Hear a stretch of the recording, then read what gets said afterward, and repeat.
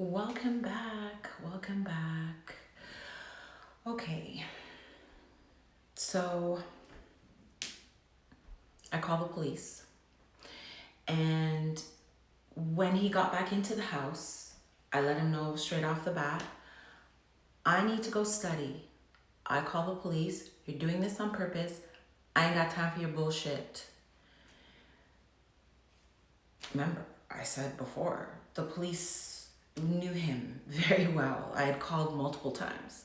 So the minute I said that, he immediately got into his truck and left. By the time the police got there, he had been long gone. When the police got there, I explained the situation to them. They put that they were going to send out units to look for him or whatever the case is.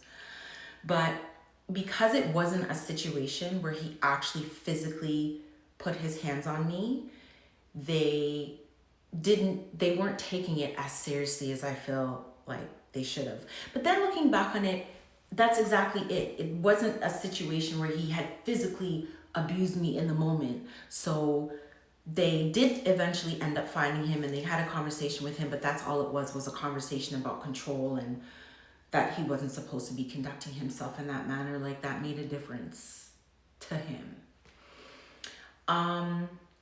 Okay, so we're still in 2018. That was January. We're gonna fast forward now to April 2018. I think it was April. Was it April? I think so. Anyways, the point I'm trying to make is, another thing that abusive men like to do, and narcissists, is they constantly play the victim. So they will go to even your own family members and tell them things that apparently you've done that you have never even done. They create these grandiose stories about how awful you are. Meanwhile, they're the ones abusing you. They're the ones doing these things to you. And so oftentimes, whenever he would have conversations with his family, he would say all kinds of nasty things about me. This particular time, he was on the phone with one of his cousins, and I was sitting in the backyard, or I don't remember where I was. I think I was like in the back of the house, and he was in a bedroom on the phone, but I could hear what he was saying on the phone. And it was in that moment, that I realized when you're in an abusive relationship, there are lots of different moments that happen with actions and things that you will never ever forget, and you will never forget how it made you feel. And for everything that I had been to that man, sponsoring him, taking him up, looking after him when he didn't have anything, giving him things when his own family members weren't giving him anything, it was so sad and hurtful for me to hear the way he was classing me with his relative.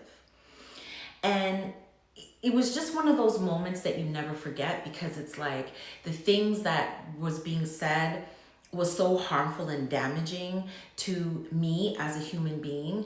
Mind you, I worked it out in therapy, but even going back to that moment and reliving some of the things he said, which I'm not really going to repeat because I don't want my own kids to know those things or hear those things. It was just a moment for me that solidified that I was really with someone who was very dangerous. And I mean, this man would also call my own sibling and say things to my brother that wasn't true, that wasn't happening.